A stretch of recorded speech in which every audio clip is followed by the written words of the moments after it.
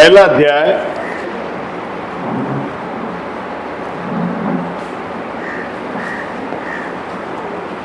इसमें 5 से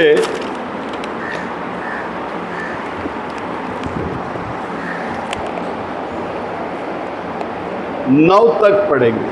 நீ குறைவாய் இருக்கிறவர்களை ஒழுங்குபடுத்தும்படிக்கு हाँ நான் உனக்கு கட்டளையிட்டபடியே हाँ பட்டணங்கள் தோறும் மூப்பரை ஏற்படுத்தும்படிக்கு हाँ। உன்னை வேதாளத்திலே விட்டு வந்தேன்। देखो यहाँ पौलुस बोलता है हर शहर में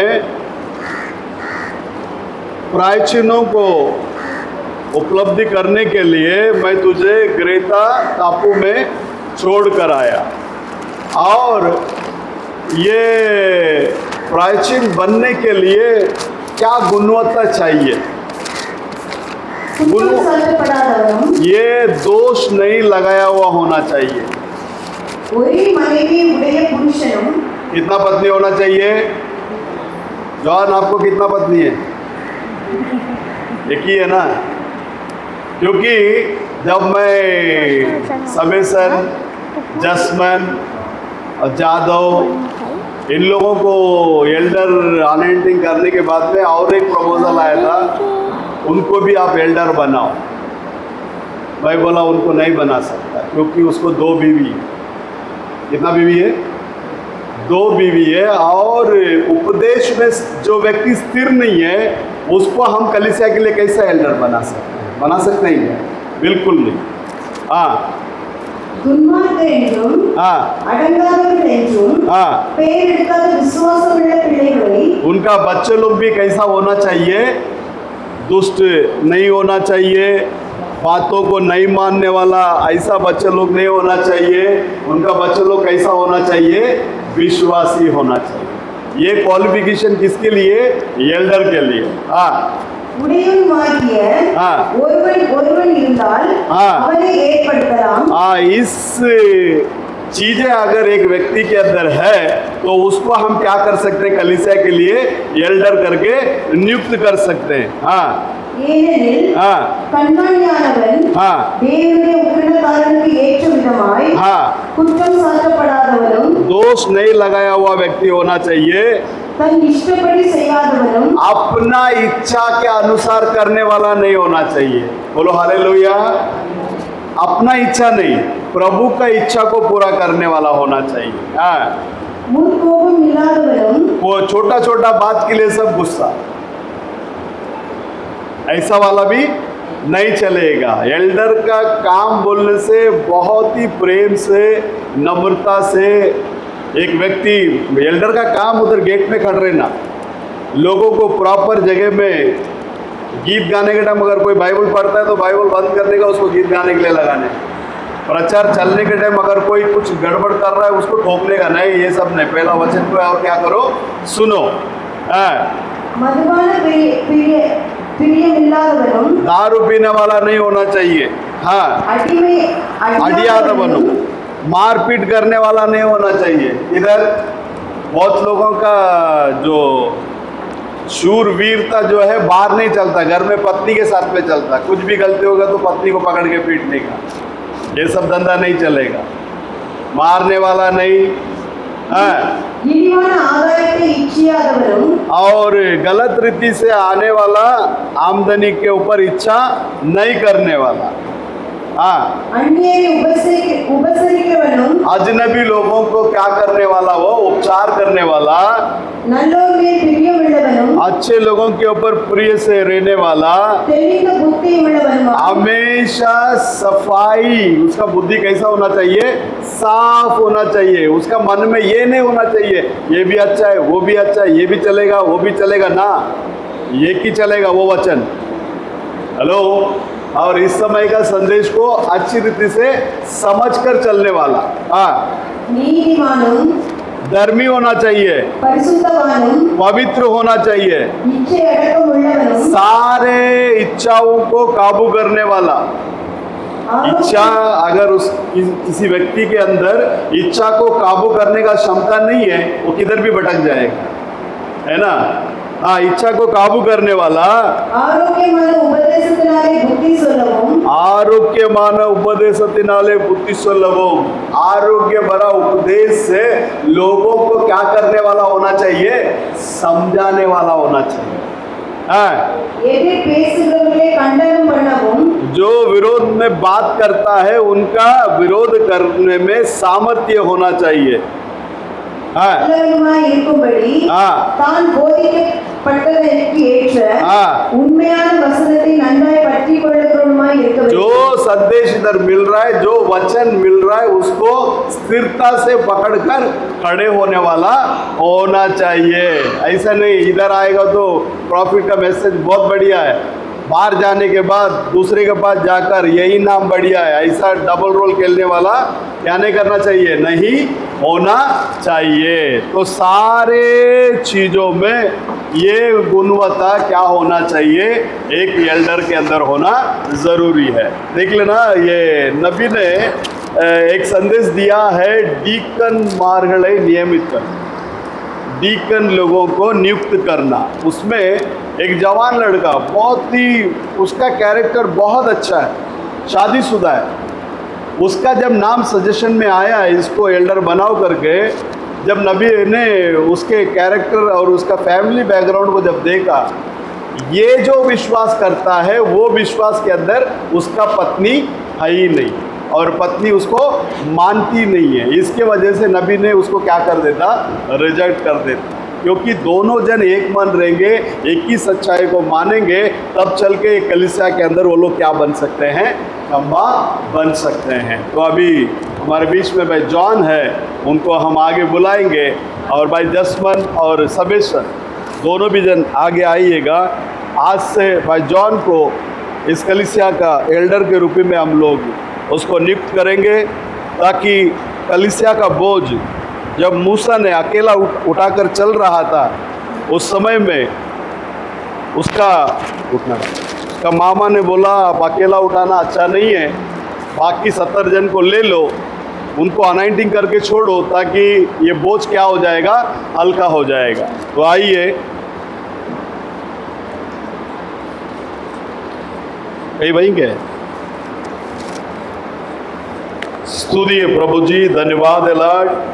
प्रभु यीशु मसीह के नाम से भाई जॉन के लिए हम लोग प्रार्थना करते हैं। प्रभु जी, भाई ने दिल से मैं कलीसिया में एल्डर बनकर काम करूंगा करके इन्होंने जो बताया है, उस बात को आपके सम्मुख में हम लोग लेकर आते। परमेश्वर, हम लोग सेवकगण मिलकर भाई जॉन को आज से इस कलीसिया के एल्डर के रूप में हम लोग अनाइंटिंग करते हैं। परमेश्वर प्रभु जी, जैसे प्रेरितों के दिनों में उस 7 एल्डर लोगों को नियुक्त किया, उसमें फिलिपुस और तिपुनुस को आपने बहुतायत से, अपने आत्मा से, अपने सामर्थ से, अपने ज्ञान से, अपने बुद्धि से भरकर उन लोगों को लोगों के बीच में इस्तेमाल किया। वैसे ही प्रभु जी, ये भाई को भी इस्तेमाल करने के लिए हम प्रार्थना करें। खुदावन खुदा, तीमोथियो के बारे में बोलने के टाइम में आपने बोला है प्रभु, तेरा नानी के अंदर जो विश्वास था, वो विश्वास तेरा माँ के अंदर आया, और वही विश्वास तीमोथियो तेरे अंदर में भी दिखने में आ रहा है करके। ऐसे ही प्रभु जी, ये भाई जॉन भी इस मैसेज के अंदर बड़ा है। आज से ये कलीसिया का एल्डर बनकर इस कलीसिया की उन्नति के लिए अपना समय को योगदान करने के लिए आप सहायता कीजिए, मदद कीजिए। स्वर्गीय सामर्थ्य से भरकर आप चलाइए, आपके नाम की महिमा के लिए, यीशु मसीह के नाम से लॉर्ड, आमीन।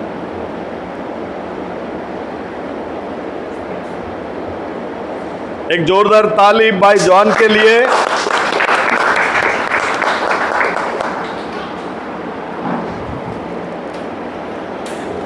तो ये जो एल्डरशिप जो है, इसके लिए कोई पेमेंट नहीं होता है, ये निःशुल्क सेवा है। बोलो हालेलुया। प्रभु यीशु मसीह हम सबों को आशीष करे। तो आइए अब हम लोग संदेश की ओर आगे बढ़ेंगे। देखिए, हर एक के लिए प्रभु ने एक समय नियुक्त करके रखा है। उस समय के पहले कुछ नहीं होता और समय के बाद भी कुछ नहीं होता, सारा चीज समय में ही होता है। आमीन। तो आइए, मत्ती रचित सुसमाचार उसमें 24वां अध्याय 24वां वचन को पढ़िए।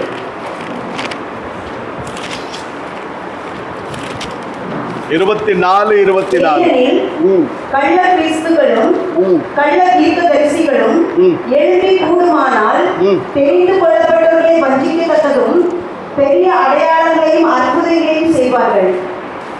ஆமென். Amen.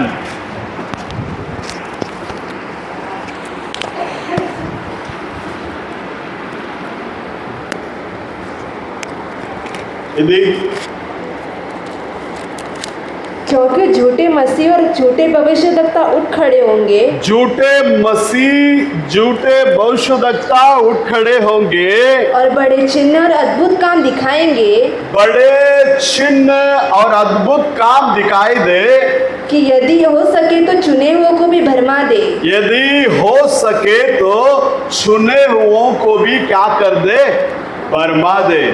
भाई आज पढ़ा गया इस वचन के लिए भाई जसमन हमारे बीच में है, वो प्रार्थना करे, बाकी हम सब लोग प्रभु को स्तुति करेंगे। जीसस।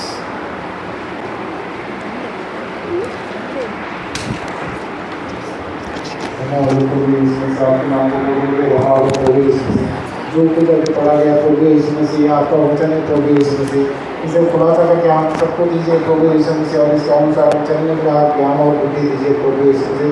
हम सबको आप एक आत्मा के रूप में पकड़ लीजिए प्रभु यीशु मसीह, आप हमें सबको एक जैसा समझाइए प्रभु यीशु मसीह। आप ज्ञान और बुद्धि हमें देना और समझ की प्रभु यीशु मसीह, कान खुले रहने के और आप खुले रहने के आप कृपा और दया करना प्रभु यीशु मसीह। आपके नाम की महिमा, आपके नाम की जय जयकार। हालेलुया। और एक वचन को पढ़िए, दूसरा कोरिन्थियस 11वां अध्याय 14 वचन। 2 कोरिन्थियर 11-14। यह कुछ अचंभे की बात नहीं, ये कुछ अचंभे की बात नहीं, क्योंकि शैतान आप भी ज्योतिर्मय हाँ, स्वर्गदूत का रूप धारण करता है, क्योंकि शैतान आप ही ज्योतिमय दूत का वेश को क्या करता है, धारण करता है। तो हम बैठ सकते हैं। एक प्रेयर रिक्वेस्ट है, ये महीना 17 और 18 तारीख को बेंगलुरु में एक कॉन्फ्रेंस है। कल रात को कॉल आया था, आप ज़रूर आइएगा करके उन्होंने बुलाया है, तो उसके लिए प्रार्थना कीजिएगा। रात को मैंने टिकट देख कर डाला, जाने के लिए 12 वेटिंग लिस्ट है, आने के लिए 16 वेटिंग लिस्ट, कंफर्म होना चाहिए।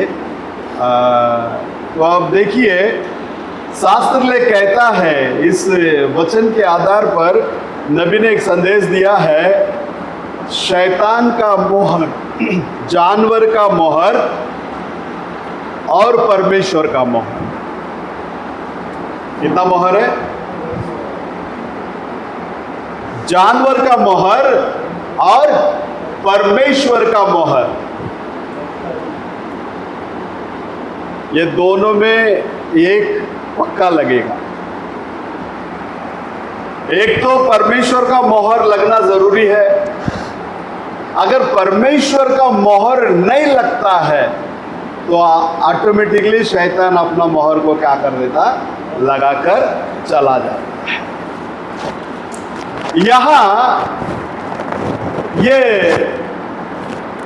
जानवर का मोहर क्या है?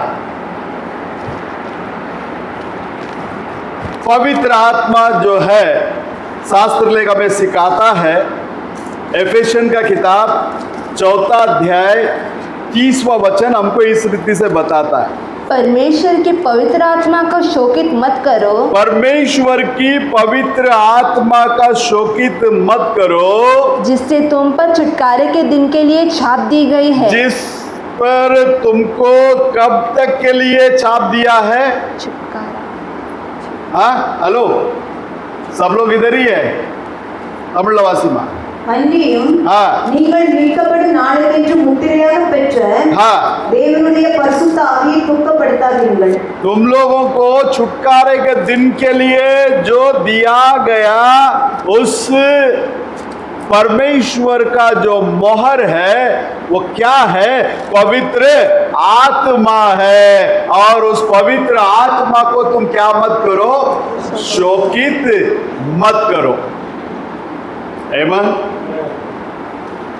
आप जो भी चीजों को अगर जानना चाहते हैं, समझना चाहते हैं, तो उसके लिए आपको किधर जाना पड़ेगा?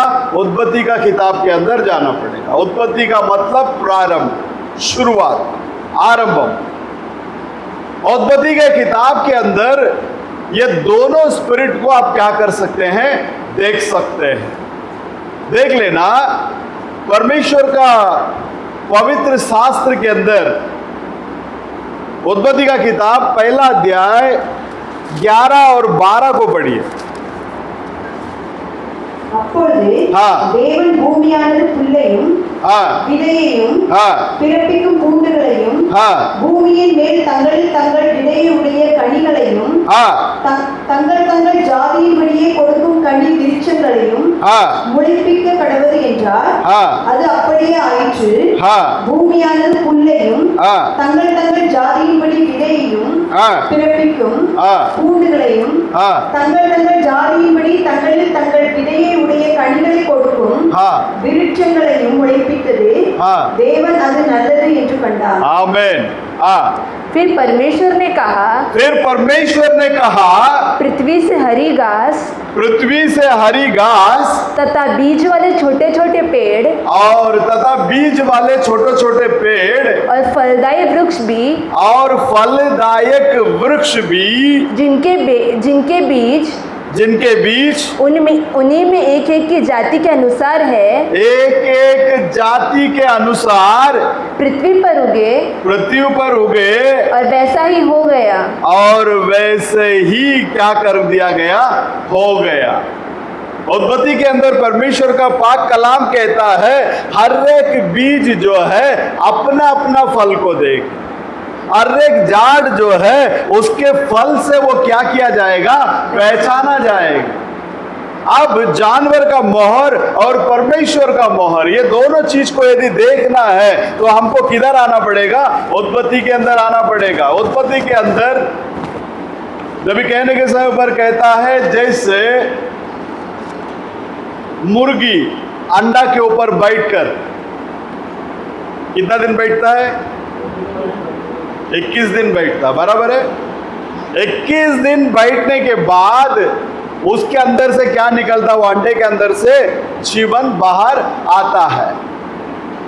नबी कहने के समय पर कहता ये पूरा धरती के ऊपर प्रभु ने, ऐसा इमेजिन करो कि पवित्र आत्मा जो पंखों के साथ, मतलब पंख तो नहीं है लेकिन ऐसा आप सोच लो, वो अपने पंखों के साथ में क्या किया? जमीन पर बैठ गया। बैठने के साथ साथ जमीन के अंदर जितने भी बीजें थी वो सभी बीज के अंदर क्या आ गया? जीवन आ गया। और सभी बीज के अंदर जीवन आने के वजह से सभी बीज क्या करने लगा? उगने लगा। एक एक चीज बढ़ते गया। लास्ट सृष्टि जो है सबसे श्रेष्ठ सृष्टि वो इंसान है। बोलो हालेलुया। इंसान कौन है? सबसे श्रेष्ठ सृष्टि है। क्यों सबसे श्रेष्ठ वो सृष्टि है? क्योंकि वो परमेश्वर उसके बारे में कहने के समय पर कहता आओ हम अपने ही रूप में, अपने ही समानता में हम मनुष्य को क्या करें? निर्माण करें। बोलो हालेलुया। तो आप और मैं, हमको किसके रूप में परमेश्वर ने बनाया? उसके रूप में बनाया, उसके समानता में बनाया। देख लेना, ये सारे चीज बनते मैं कभी कभी मेरा रौनक को केजी स्कूल में छोड़ने के लिए, लाने के लिए जब जाता था ना, वहाँ एक चित्र लगा हुआ रहता, मनुष्य कैसा आया। बंदर। फिर एक बड़ा चिंपांजी को बताता है, फिर बड़ा चिंपांजी के बाद में कौन आ गया? ऐसा होगा क्या? हर एक बीज अपना अपना फल को क्या करेगा? देगा। बोलो हालेलुया। तो परमेश्वर के अंदर प्रिय लोगों, यहाँ इस रीति से वर्णन करते हैं, मनुष्य, चिंपांजी, ये दोनों के बीच में एक जानवर था। वो जानवर जो है सर्प। तो जानवर कौन है? वो सर्प था। और सर्प क्या कर सकता था? बात कर सकता था। सर्प पहले रेंगने वाला नहीं था। सर्प पहला क्या नहीं था? रेंगने वाला नहीं था। वो कैसा था? वो बोलने वाला, बातें करने वाला, चलने वाला, फिरने वाला, ये सारी एक्टिविटीज उसके अंदर था। उत्पत्ति का किताब 3 अध्याय में यदि पहला वचन में आप देखेंगे, தேவனாகிய கர்த்தர் உண்டாக்கின சகல காட்டு ஜீவன்களை பார்க்கிலும் சர்ப்பமானது தந்திரமுள்ளதாய் இருந்தது. सर्प जो है चतुर था, அது ஸ்திரீயை நோக்கி, वो स्त्री को देखकर, நீங்கள் தோட்டத்திலுள்ள சகல விருட்சங்களின் கனியையும் புசிக்க வேண்டாம் என்று தேவன் சொன்னதுண்டோ என்றது. ஸ்திரீ சர்ப்பத்தை பார்த்து, स्त्री सर्प को देखकर, நாங்கள் தோட்டத்திலுள்ள விருட்சங்களின் கனிகளை புசிக்கலாம், ஆனாலும் தோட்டத்தின் நடுவில் இருக்கிற விருட்சத்தின் கனியை குறித்து தேவன் நீங்கள் சாகாதபடிக்கு அதை புசிக்கவும் அதை தொடவும் வேண்டாம் என்று சொன்னார் என்றார். அப்பொழுது சர்ப்பம் ஸ்திரீயை நோக்கி, நீங்கள் சாகவே சாவதில்லை, तुम लोग मरने वाला ही नहीं है. कौन बोल रहा है? सर्प के अंदर से कौन बात कर रहा है? जैसा परमेश्वर को काम करने के लिए एक शरीर की आवश्यकता है, वैसे ही शैतान को भी काम करने के लिए एक शरीर की आवश्यकता है. क्योंकि दोनों विजन कौन है? दोनों विजन कौन है? आत्मा है. दोनों भी कौन है? आत्मा है.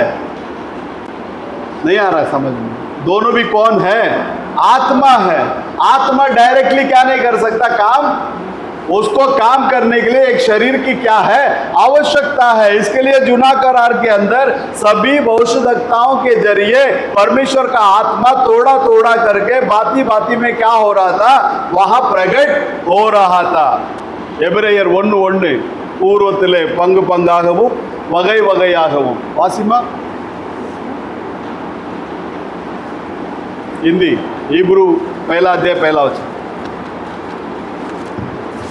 காலங்களில் பங்கு பங்காகவும் வகை வகையாகவும் தீர்க்கதரிசிகள் மூலமாய் பிதாக்களுக்கு திருவுளம் பற்றின தேவன். पूर्व युग में परमेश्वर ने बाप दादों से थोड़ा थोड़ा करके और भांति भांति से भविष्यद्वक्ता के द्वारा बातें कर, बाती से किसके द्वारा बात किया? भविष्यद्वक्ता के द्वारा क्या किया? बात किया. बोलो हालेलुया. थोड़ा थोड़ा करके अंश अंश में क्या किया? परमेश्वर ने अपने आप को प्रकट करके बताया. जब अंत आया, पुत्र कौन है? पुत्र प्रभु यीशु मसीह, उसके जरिए अपने आप को पूर्ण रीति से क्या कर कर बताया? वो प्रकट कर कर बताया. दोनों बीज साथ में चलकर आता है. कौन सा बीज? वही उत्पत्ति का किताब 3 अध्याय 15 वचन को यदि आप देखेंगे, 3:15 को पढ़िए. उत्पत्ति 3:15. तेरे और स्त्री के, तेरे बीज और उसके बीच के बीच में मैं बैर को उत्पन्न करूंगा, वो तेरे सर को कुचलाएगा और तू उसके एड़ी को क्या करेगा? डसेगा. हिंदी में पढ़ना बेटा. और मैं तेरे और स्त्री के बीच में, मैं तेरे और स्त्री के बीच में और तेरे वंश और इसके वंश के बीच में बैर उत्पन्न करूंगा. वह तेरे सिर को कुचल डालेगा. वो तेरे सिर को क्या करेगा? कुचल डालेगा. और तू उसकी एड़ी को डसेगा. और तू उसका एड़ी को क्या करेगा? डसेगा. शुरुआत से ये दोनों भी चीज क्या कर रहा है? साथ में चल रहा है. पता होगा आबेल किसका बेटा है? आबेल किसका बेटा है? आबेल आदम का बेटा. काइन किसका बेटा है? सर्प का बीज है। किसका बीज है वो? सर्प का बीज कौन है? काइन। क्योंकि बाइबल के अंदर जितने भी वंशावलियां का लिस्ट आता है वहां किस में भी कैन आदम का बेटा है करके मेंशन किया नहीं है। अब देख लेना, अब पाप जो है क्या धरती में शुरू हुआ? पाप धरती में शुरू हुआ क्या? पाप किधर शुरू हुआ है? स्वर्ग में शुरू हुआ है। किधर शुरू हुआ है? ऊपर। कैसे? जब लूसीफर के मन में ये घमंड आया, मैं भी परमेश्वर से कम नहीं है, लोग जैसा परमेश्वर को आराधना करता है वैसा मुझे भी वो क्या करना चाहिए? आराधना करना चाहिए करके ये जो घमंड उसके अंदर आया, उसी समय में वहां क्या आया? तो किधर से गिरा वो? ऊपर से नीचे गिरा। देख लेना, एकदम सिंपल, मसीहत को जानने का एकदम सिंपल तरीका। परमेश्वर का कलाम कहता है परमेश्वर अपना महिमा को किसी को नहीं देता। परमेश्वर आराधना के योग्य है, परमेश्वर स्तुति के योग्य है, परमेश्वर महिमा के योग्य है। अब ये सारे चीजों को साथ में रहकर देखा हुआ लूसीफर के मन में भी आया, जैसा इसके साथ में हो रहा है परमेश्वर के साथ में, वैसे लोग मेरे साथ में भी क्या करना चाहिए? करना चाहिए। जब ऐसा सिचुएशन उत्पन्न हुआ तब चल के परमेश्वर ने ऊपर से उसको क्या कर दिया? नीचे गिरा दिया। जब नीचे गिरा, नीचे गिरने के बाद इसका माइंड पूरा एक ही चल रहा है, लोग मुझे भी क्या करना चाहिए? आराधना करना चाहिए। अब देखिए, आदम परमेश्वर से उत्पन्न हुआ। आदम किससे उत्पन्न हुआ? परमेश्वर से उत्पन्न हुआ। और हव्वा किधर से आई? आदम के अंदर से आई। अब परमेश्वर पवित्र है, आदम भी पवित्र है, और आदम के अंदर से आया हुआ हव्वा भी कैसी है? पवित्र है। तो ये पवित्र फैमिली, इस फैमिली के अंदर परमेश्वर खुद मिलने के लिए आते थे या नहीं आते थे? பகலில் குளிர்ச்சியான வேளையிலே நம்ம எல்லாரும் நல்லா போத்துக்கிட்டு தூங்கிட்டு இருக்கிற நேரத்தில் அவர் வந்து விசிட் பண்ணிட்டு போறாரு। நம்ம வீடுகள்லையும் வராரு, अपने घरों में भी वो आता है। Hello, praise the Lord. यहाँ देख लेना, एक पवित्र फैमिली था और उनके पास पालन करने के लिए एक ही शब्द को प्रभु ने दिया। कितना शब्द दिया? एक ही लाइन, उसिक्कुम नालिले सागवे सावा। बस इतना ही पालन करना। आज अपने को तो प्रभु 66 किताब दिया, अपन कभी तकिया बना लेते हैं, कभी कुछ कर लेते हैं, लेकिन उनको कितना के शब्द दिया? इससे तू जिस दिन खाएगा उसी दिन तुम क्या हो जाओगे? मर जाओगे।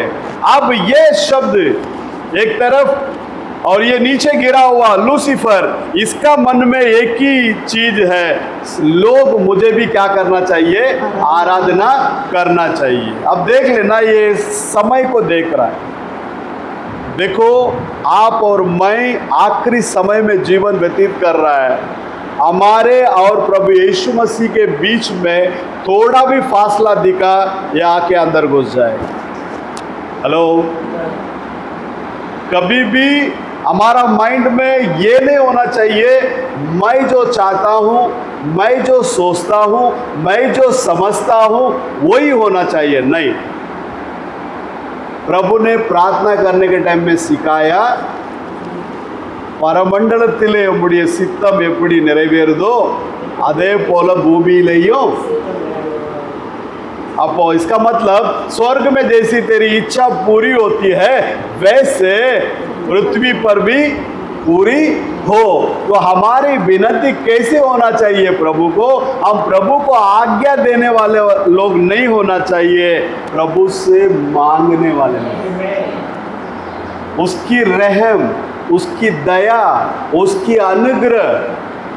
ऐसा नहीं कि हमको जो चाहिए वो मिलना ही चाहिए, देगा, ऐसा नहीं है, नहीं देगा। वो बोलता है ना, जो बच्चा अगर रोटी मांगे तो उसको पत्थर देगा बाप? देगा क्या? बिल्कुल नहीं देगा। अगर जो बच्चा मछली मांगे तो उसको क्या वो सांप देगा? बिल्कुल नहीं देगा। वो रोटी मांगा तो रोटी ही देगा, मच्छी मांगा तो मच्छी क्या करेगा? देगा जरूर। लेकिन उसका समय के लिए हम लोगों को क्या करना है? क्या करना है? इंतजार करना है। और एक बात अपने दिमाग में अच्छे से डालकर रखना है, हमारे जीवन में जो भी होगा, हो रहा है, होने वाला है, उसका ही मर्जी होना चाहिए। आमीन। अगर सोच के बैठूं, क्या प्रभु मेरा पहला बीवी को 7 महीने में मेरे से ले लिया, दूसरा बीवी को 33 साल के बाद ले लिया, मैं क्या आपका सेवा करने लायक? नहीं। उसका मर्जी था, उसने दिया, उसके साथ में जितना दिन जीने का था उतना दिन जीने के लिए लगाया, और उन लोगों का समय आ गया, वो लोग चले गया, मेरा समय आएगा, मैं भी चला जाऊंगा। हेलो। तो क्या होना चाहिए? जो भी हो, मेरा प्रभु का मर्जी। अगर प्रभु का मर्जी वही है तो आप भी कुछ नहीं कर सकता, मैं भी कुछ नहीं कर सकता। तो इसका मतलब क्या है? हर एक मसीह व्यक्ति अपने जीवन में जो कुछ भी हो रहा है हमारी भलाई के लिए हो, हमारे भलाई के लिए। हालेलुया। तो परमेश्वर के अंदर प्रिय लोगों, यहाँ इसका पूरा माइंड में एक ही चीज, लोग मुझे क्या करना चाहिए? आराधना करना चाहिए। पहला परमेश्वर ने किसी के ऊपर कुछ चिन्ह डाला है तो वो किसके ऊपर डाला? कैन के ऊपर डाला या नहीं डाला? कैन के ऊपर क्या किया?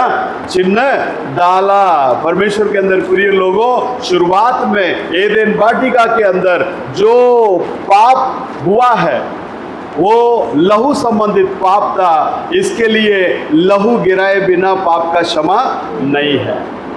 सारा चीज मतलब का, एक एक शब्द मतलब से भरा हुआ है बाइबल का। शुरुआत में जब लहू संबंधित पाप हुआ, इसके वजह से जब तक लहू गिरता नहीं तब तक पाप क्षमा होता नहीं। तो परमेश्वर के अंदर प्रिय लोगों, आबेल कैन, एदेन वाटिका के अंदर ये दोनों भी बीज क्या हुआ? शुरुआत हुआ। आप उसको ऐसे ही लेकर आएंगे, दूसरे जगह में आएंगे तो इस्माइल, ईसाक, उसके बाद में आप देखेंगे याकूब, है ना, और ऐसे आते आते देखेंगे यीशु मसीह और यूदास। इधर लेकर आ रहा है यीशु मसीह और यूदास। उसके बाद में सातों कलीसिया पार करके, 7 सील्स को पार करके यदि आप बाहर आएंगे, एक तरफ दुल्हन, दूसरी तरफ संस्था के अंदर वही लूसीफर का आत्मा क्या कर रहा है? लोगों को पकड़ कर रखा है। और दुल्हन के अंदर जो है प्रभु यीशु मसीह का आत्मा क्या कर रखा है? पकड़ कर रखा है। बोलो हालेलुया। यीशु ने एक वक्त की काना के लिए क्या कर दिया? अपना हक को बेच दिया। कितना वक्त का खाना? एक वक्त का खाना। आज बहुत सारे पास्टर लोगों को मालूम है यही सच्चाई है, इसके अलावा दूसरा कोई सच्चाई है नहीं। इस अंतिम समय का संदेश के जरिए ही दुल्हन को प्रभु क्या करेगा? तैयार करेगा। बोलो हालेलुया। तो परमेश्वर के अंदर प्रिय लोगों, इसको छोड़कर हम कहीं भी क्या नहीं कर सकते? भटक नहीं सकते। कहीं पर भी जाएगा ये वचन ही आपको क्या करेगा? श्रृंगार करेगा। देख लेना, यहाँ 1000 साल के राज्यभार के समय में ये क्या बोलता है? देखिए, एक वचन को पढ़िए, मैं बताता हूँ। प्रकाशित वाक्य 20वां अध्याय 4 को पढ़िए। அன்றியும் நான் சிங்காசனங்களை கண்டேன், அவைகளின் மேல் உட்கார்ந்தார்கள், நியாய தீர்ப்பு கொடுக்கும்படி அவர்களுக்கு அதிகாரம் அளிக்கப்பட்டது. இயேசுவை பற்றிய சாட்சியின் நிமித்தமும் தேவனுடைய வசனத்தின் நிமித்தமும் சிரச்சீதம் பண்ணப்பட்டவர்களுடைய ஆத்துமாக்களையும் மிருகத்தையாவது அதன் சொரூபத்தையாவது வணங்காமலும்। ये ரெண்டு காரியத்தை ஆண்டவர் கொண்டு வராரு। दो चीज को लेकर आ रहा है, जानवर और उसका स्वरूप। आदम को प्रभु कैसा बनाया? अपने समानता में और अपने स्वरूप में। इधर जानवर और उसका स्वरूप करके बात कर रहा है। हाँ தங்கள் நெற்றியிலும் ஆ. தங்கள் கையிலும் ஆ. அதின் முத்திரையை தரித்துக் கொள்ளாமலும் हाँ இருந்தவர்களையும் கண்டே हाँ அவர்கள் உயிர்த்து ஆ. கிறிஸ்துவுடன் கூட 1000 வருஷம் அரசாண்டார்கள். बस पढ़िए बेटा हिंदी में। फिर मैंने सिंहासन देखे हाँ और उन पर लोग बैठ गए हाँ और उनको न्याय करने का अधिकार दिया गया। हाँ मैंने उनकी आत्माओं को भी देखा मैंने उनके आत्माओं को भी देखा जिनके सिर यीशु की गवाही देने जिनके सर यीशु के गवाही के लिए और परमेश्वर के वचन के कारण काटे गए थे। और परमेश्वर के वचन के कारण वो लोग क्या किए थे? काटे गए। बोलो हालेलुया। परमेश्वर का वचन के लिए जो लोग खड़े थे उसके वजह से उनका सर क्या कर दिया गया? काटा गया। परमेश्वर के अंदर प्रिय लोगों, परमेश्वर का पाक कलाम कहता है केवल शरीर को नाश करने वालों को तुम क्या मत करो, मत डरो। शरीर के साथ में तुम्हारा प्राण को भी जो नष्ट कर सकता है उसके लिए तुम डरो। तो प्राण को नष्ट करने वाला कौन है? प्रभु यीशु मसीह। क्यों? प्राण किधर से आया? परमेश्वर के अंदर से आया। हाँ और जिन्होंने न उस पशु की जिन्होंने ना उस पशु की और न उसकी मूर्ति की पूजा की थी और ना तो उसका मूर्ति की क्या नहीं किया उन लोगों ने? पूजा की। और न उसकी छाप अपने माथे और हाथों पर ली थी। ना तो उसका छाप अपना माथे पर ना हाथों पर ली थी। वे जीवित होकर मसीह के साथ 1000 वर्ष तक राज्य करते वो रहे। जीवित होकर मसीह के साथ कितना साल राज किया? 1000 साल। अब ये जानवर कौन है? प्रकाशित वाक्य 17वां अध्याय में आई।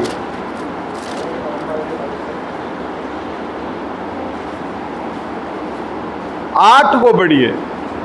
நீ கண்ட மிருகம் हाँ முன்னே இருந்தது, ये जानवर पहला था, இப்பொழுது இல்லை. अभी नहीं है। அது பாதாளத்தில் இருந்து ஏறி வந்து वो अधलोक से चढ़कर आकर நாசமடைய போகிறது. नाश होने वाला है। உலக தோற்றம் முதல் हाँ ஜீவ புஸ்தகத்தில் பேர் எழுதப்பட்டிராத பூமியின் குடிகள் हाँ இருந்ததும் இராமற் போனதும் हाँ இனி இருப்பதுமாய் இருக்கிற மிருகத்தை பார்த்து ஆச்சரியப்படுவார்கள். कौन लोग? जिनका नाम इस दुनिया के बुनियाद डालने से पहले जीवन के पुस्तक में नाम लिखा गया है। जिनका नाम जीवन का किताब में लिखा गया है उनको ये जानवर या जानवर के स्वरूप से कोई लेन देन नहीं है, कोई संबंध नहीं है। बोलो हालेलुया, हालेलुया। हाँ किड़ा நீ ஞானமுள்ள மனம் இடையே விளங்கும். हाँ இந்த 7 தலைகளும் हाँ அந்த ஸ்திரீ உட்கார்ந்திருக்கிற 7 மலைகளாம். हाँ அவைகள் हाँ 7 ராஜாக்களாம். हाँ அவர்களில் 5 பேர் விழுந்தார்கள். ஒருவன் இருக்கிறான், மற்றவன் இன்னும் வரவில்லை. வரும்போது அவன் கொஞ்ச காலம் தரித்திருக்க வேண்டும். हाँ இருந்ததும் हाँ இராததுமாகிய மிருகமே हाँ எட்டாதவனும் हाँ அவ்வேளையிலிருந்து தோற்றுகிறவனும் हाँ நாசமடைய போகிறவனுமாய் இருக்கிறான். இங்க மிருகத்தை பத்தி பேசுறாரு பாருங்க। हाँ पढ़िए बस। जो पशु तूने देखा है वह पहले तो था पर अब नहीं है और अतः कुंड से निकलकर हाँ विनाश में पड़ेगा और पृथ्वी के रहने वाले हाँ जिनके काम जगत की उत्पत्ति के समय से जीवन की पुस्तक में लिखे नहीं गए, जीवन के पुस्तक में लिखी नहीं गई है। इस पशु की यह दशा देखकर इस पशु के ये दशा देखकर कि पहले था था और अब नहीं है और फिर आ जाएगा अचंबा करेंगे। ये कौन है? किधर बैठने वाला है? आइए 2 थेसलोनियन का किताब 2 अध्याय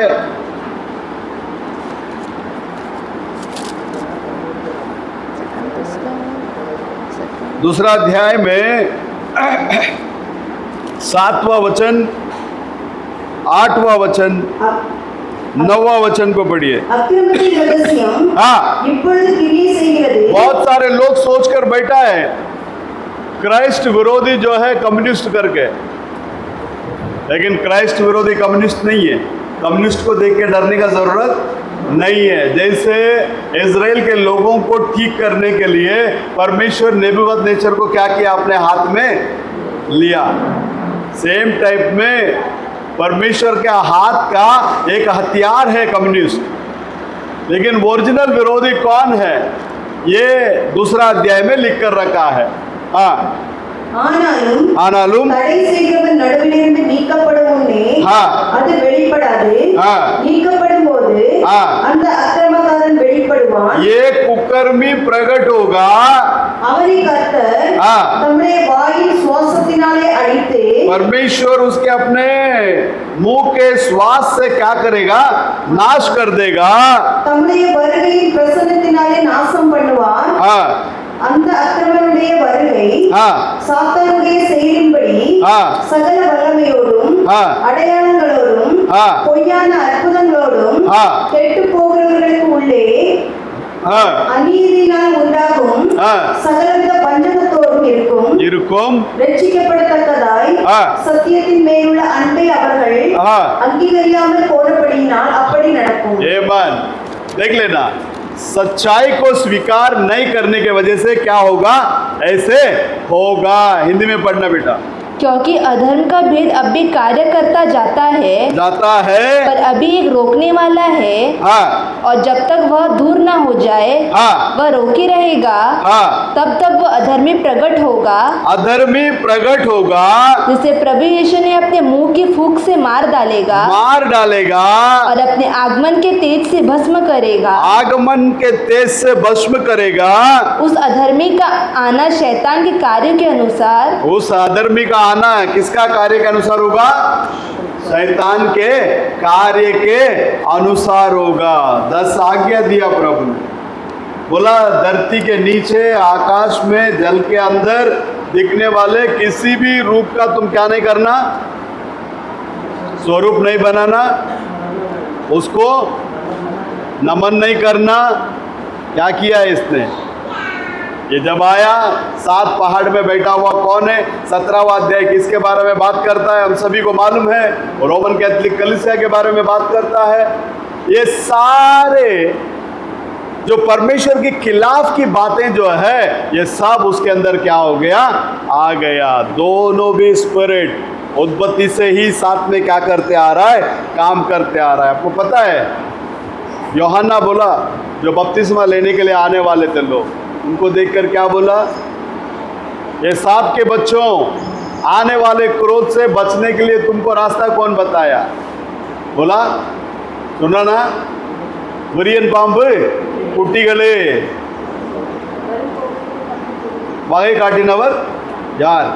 हेलो, सबके नजर में क्या है, इंसान खड़ा है, लेकिन यूहन्ना के नजर में क्या है, वो सांप का बच्चे लोग है। बोलो हालेलुया।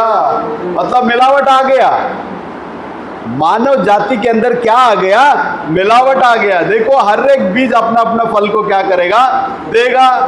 अब आइए उत्पत्ति का किताब 4:15 को पढ़िए, क्या लिखता है।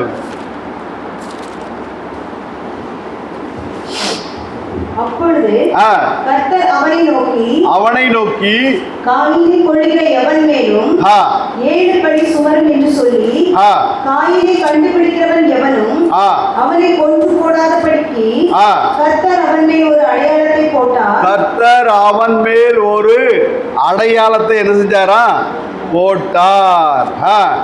बस हिंदी में पढ़ना। इस कारण यहोवा ने उससे कहा, जो कोई कैन को घात करेगा, उससे 7 गुना बदला लिया जाएगा। और यहोवा ने कैन के लिए एक चिन्ह ठहराया, ऐसा ना हो कि कोई उसे पाकर मार डाले। अब देख लेना, आदम का मतलब प्रेम, लाल मिट्टी। अब आदम के अंदर क्रोध आया क्या, गुस्सा था आदम के अंदर। औरत ने इतना बड़ा पाप किया, फिर भी उसके ऊपर उसने क्या नहीं किया, गुस्सा नहीं किया, उसको माफ किया। अब आदम प्रेम है, तो ये स्वभाव कैन के अंदर कैसा आया, परमेश्वर को कैसा रिप्लाई दे रहे, देखिए 4 में 9 पढ़िए। கர்த்தர் हाँ, காயின் 8 और 9 दोनों पढ़े। காயின் தன் சகோதரனாகிய ஆபேலோடு பேசினான். हाँ, அவர்கள் வயல்வெளியில் இருக்கும் சமயத்தில் हाँ, காயின் தன் சகோதரனாகிய ஆபேலுக்கு விரோதமாக எழும்பி அவனை கொலை செய்தான். हाँ, கர்த்தர் காயினை நோக்கி, हाँ, உன் சகோதரனாகிய ஆபேல் எங்கே என்றார். हाँ, அதற்கு அவன், हाँ, நான் அறியேன், நான் அறியேன், என் சகோதரனுக்கு நான் காவலாளியோ என்றான். என் சகோதரனுக்கு நான் காவலாளிयो। देख लेना, उसमें एक 5वां वचन को पढ़िए। காயினையும் अपना चेहरा कैसा चेंज होता है देखिए। காயினையும் हाँ। அவன் காண்கையும் அவர் அங்கீகரிக்கவில்லை. अंगीकरिக்கவில்லை। அப்பொழுது हाँ। காயினுக்கு மிகவும் எரிச்சல் உண்டாகி एनाइटा जलन और चेहरा क्या हो गया? अपना साथ में अभी जो सीन जो हो रहा है ना, ये सब इसके बदौलत हो रहा है। हवा ने जो गलती किया उसके बदौलत हो रहा है। उसका क्या हो गया बोलता, जलन आया। जलन आने के बाद में उसका चेहरा क्या हो गया? अच्छे से मियाँ बीवी हंसते खेलते रहेंगे, कुछ ना कुछ छोटा मोटा बातों में देखेगा तो एक का चेहरा इधर, एक का चेहरा முகநாடி என்ன ஆயிடுதான். அந்த நேரத்தில் யாராவது வந்தா அப்படியே நடிப்பாங்க, ரொம்ப சந்தோஷமா இருக்கிற, வாங்க வாங்க வாங்க வாங்க வாங்க வாங்க। उस समय में क्या करेगा? ऐसा एक्टिंग करेगा जैसे कि लड़ाई झगड़ा हुआ ही नहीं। चेहरा क्या हो गया? बदल गया। ये आज भी ये सीन दिख रहा है। हम सब लोग ये हाइब्रिड के अंदर आ गए। सभी मानव जाति किसके अंदर आ गया? मिलावट के अंदर आ गया। इसके लिए यशाया किताब के अंदर देखेंगे ना, विभचार कारणुकुम बेसिक्युम पिறந்த பிள்ளைகள் என்று பேசுறாரான்। वो व्यभिचार करने वाला कौन है? वो शैतान है, वो लूसीफर है। किसके जरिए काम किया? सर्प के जरिए काम किया। वो वेशी कौन है? हवा है। इसके लिए हम सबका माँ एक है, बाप एक नहीं है। पूरा दुनिया में जितना भी लोग है ना, सबका माँ कितना है? सही है क्या? आइए 20 पढ़ो, 3 अध्याय में। ஆதாம் हाँ। தன் மனைவிக்கு ஏவாள் என்று பெயரிட்டான்.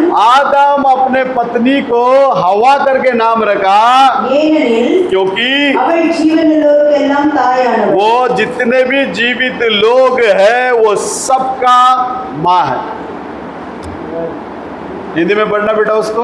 आदम ने अपनी पत्नी का नाम हवा रखा, हाँ, क्योंकि जितने मनुष्य जीवित है हाँ, उन सब की आदि माता वही हुई। वो सबका आदि माता हवा है, लेकिन आदि पिता आदम करके बाइबल में किधर भी वचन नहीं।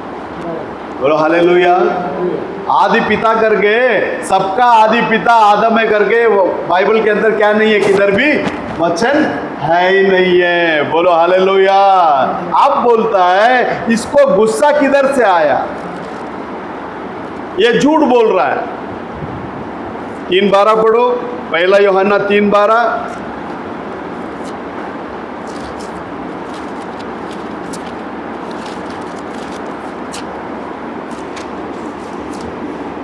और केन के समान ना बने, केन के समान ना बने, जो उस दुष्ट से था। किससे था? किससे था? दुष्ट, किससे था? दुष्ट। दुष्ट से था। क्या आदम दुष्ट है? हाँ?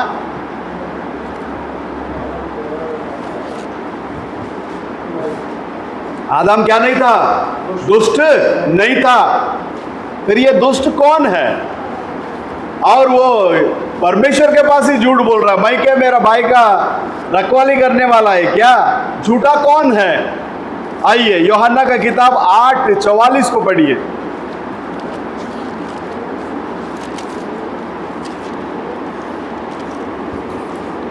तुम अपने पिता शैतान से हो। किससे? मतलब बाइबल में कितना पिता है? एक परमेश्वर पिता है और दूसरा कौन पिता है? ये मैं नहीं बोल रहा, कौन बोल रहा है? यीशु मसीह खुद बोल रहा है, तुम अपने पिता शैतान से हो। हम धन्य हैं, हमको ओरिजिनल पिता कौन है करके मालूम है। पिता कौन है? परमेश्वर है। है ना। तुम अपने पिता शैतान से हो। कौन बोल रहा है? यीशु मसीह स्वयं बोल रहे हैं। हाँ, और अपने पिता की लालसाओं को पूरा करना चाहते हो। और अपने पिता के लालसाओं को क्या करना चाहते? पूरा करने चाहते हो। वह तो आरंभ से हत्यारा है। या आरंभ से कौन है ये? हत्यारा है। तमिழ்ல கொஞ்சம் நீங்கள் உங்கள் ஆ, பிதாவாகிய பிசாசானவரால் உண்டானவர்கள் ம், உங்கள் பிதாவுடைய இச்சைகளின்படி செய்ய மனதாய் இருக்கிறீர்கள். இருக்கிறீர்கள். அவன் ஆதி முதற்கொண்டு ஆ. மனுஷ கொலைபாதகனாய் இந்த இருக்கிறான். மனுஷன் வந்து ஆட் பண்ணிட்டான் தமிழ்ல. ஆக்சுவலி மனுஷ கொலைபாதகன் கிடையாது அவன். आरंभத்தில் आंडवर शुरुआत में परमेश्वर ने बड़े बड़े जानवरों को इस धरती में रखे थे। किसको रखे थे? बड़े बड़े, ये क्या बोलते हैं उसको, डायनासोर, जुरासी पार्क का है ना दादा? हाँ, ये बड़े बड़े जानवरें थी इधर नीचे। इसको सबको देखभाल करने के लिए प्रभु किसको रखा था? किसको रखा था?